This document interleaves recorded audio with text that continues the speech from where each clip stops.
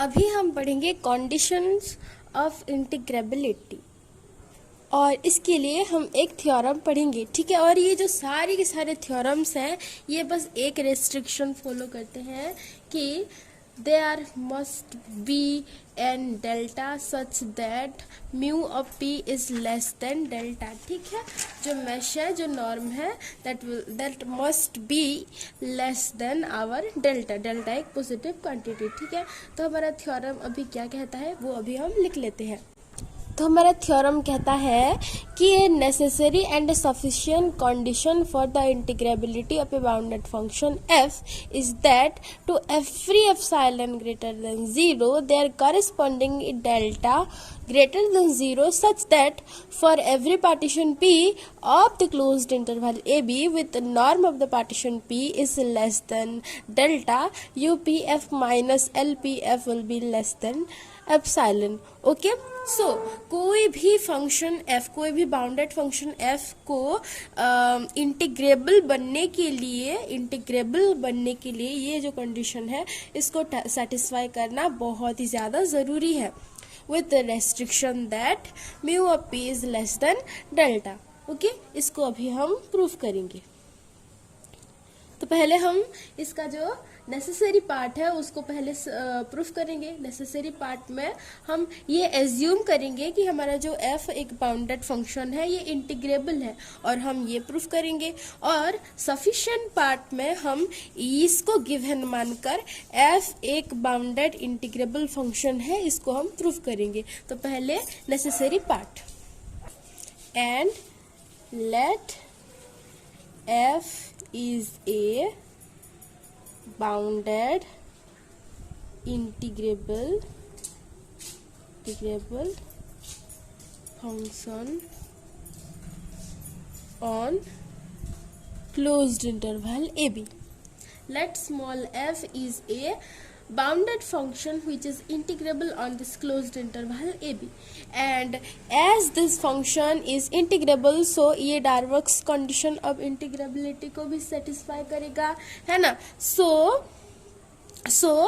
this function f satisfy the Darboux's, capital letter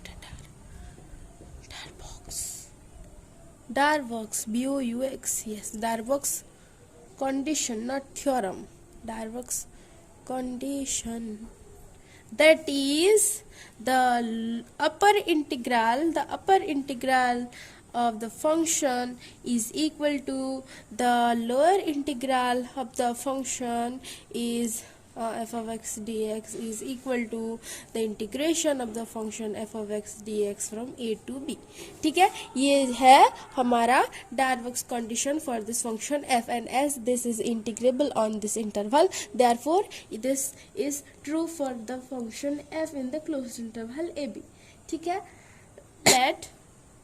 let epsilon being a positive integer by Darboux's theorem, Darboux's capital D, Darboux's theorem, हमने Darboux's theorem पढ़ रखा है। तो by Darboux's theorem there exist a delta which is greater than 0 depending upon the value of epsilon such that for every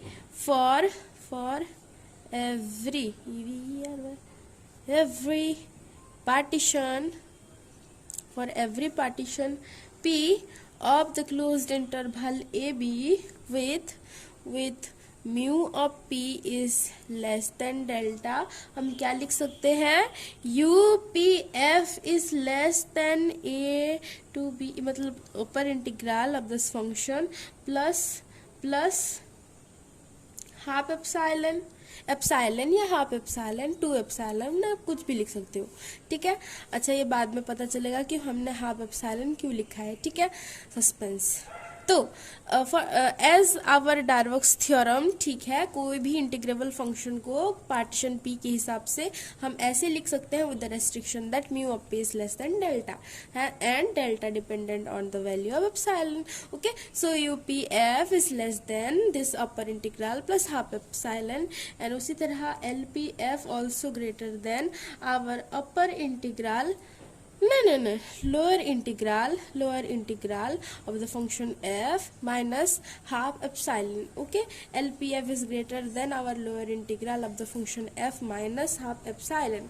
Okay, and as this function f satisfy the Darboux condition, therefore हम इसको ये जो upper integral है इसको हम इसकी तरह भी लिख सकते हैं. So upper integral is equal to the integration of the function F of X from A to B. So इसको हम क्या लिखेंगे, this is equal to integration of the function F of x D x from A to B plus half epsilon. और उसी तरह हम इसको भी लिख सकते हैं, इसको भी ये लिख सकते हैं, ठीक है. तो इसको हम लिख सकते हैं कि this is equal to integration of the function F of x D x from A to b minus half epsilon. Okay, so इसको हम लिख सकते हैं कि L P F is greater than our integration of the function F of x D x from A to b minus half epsilon. और दोनों तरफ अगर हम नेगेटिव साइन ले जाएंगे तो बन जाएगा minus L P F is less than minus of F of x D x from A B plus half epsilon.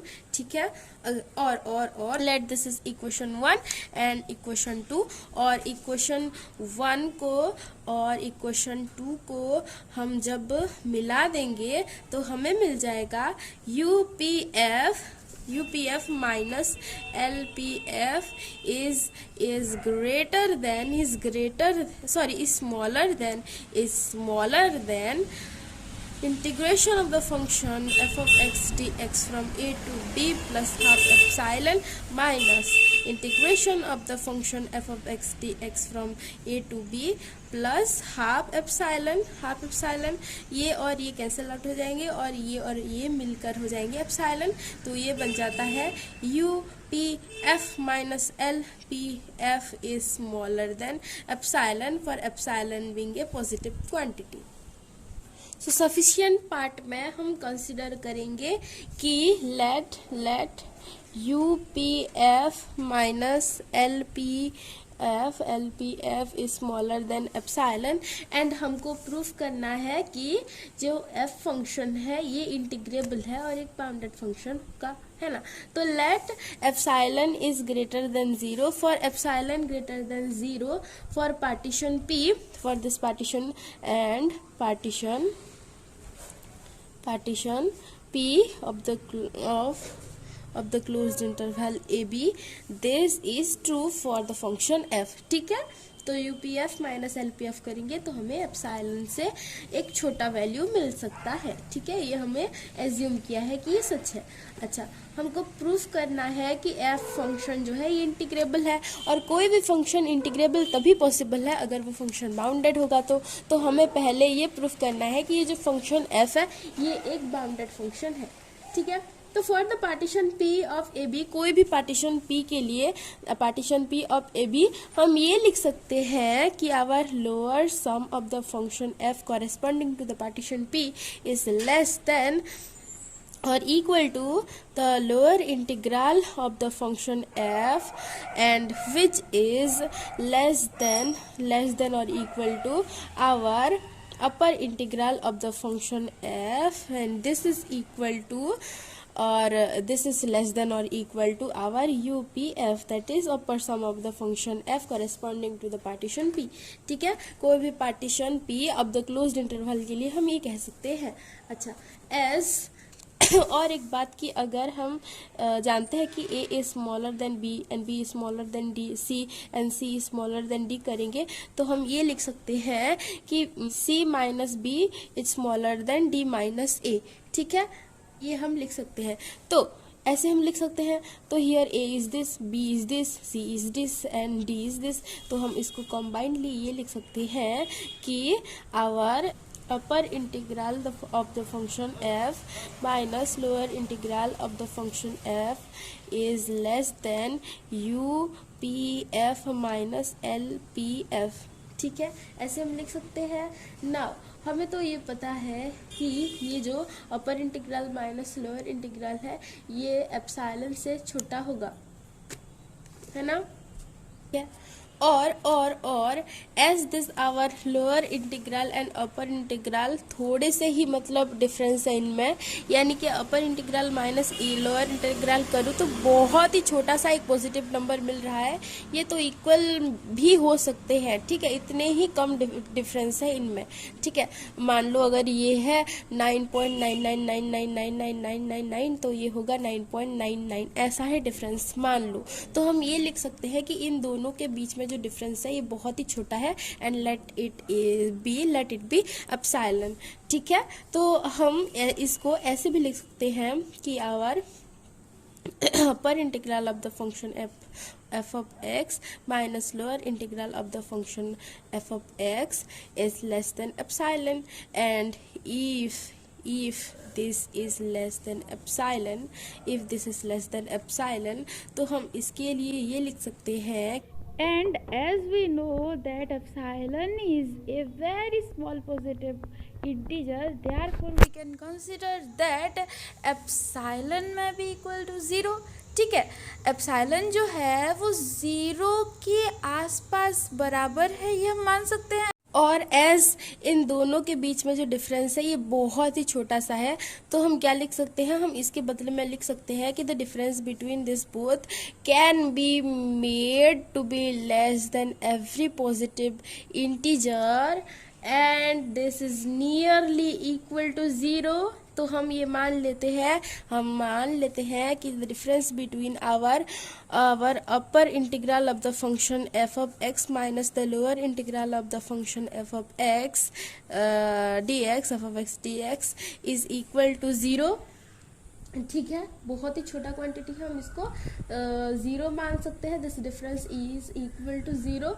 और अगर ये 0 हो गया तो इसको हम ऐसे लिख सकते हैं कि our upper integral of the function f of x is equal to lower integral of the function f of x dx, and hence is this function f is integrable. Okay, since we have chosen our epsilon arbitrarily positive number such that it is less than every positive number, so it must be equal to 0. Therefore our upper integral minus lower integral is equal to 0. So we can consider that our lower integral is equal to upper integral, and if our lower integral is equal to upper integral, then according to Darboux theorem, Darboux condition of integrability, this function f is integrable, and hence our function f is integrable if this condition satisfied by any function f, by any bounded function f,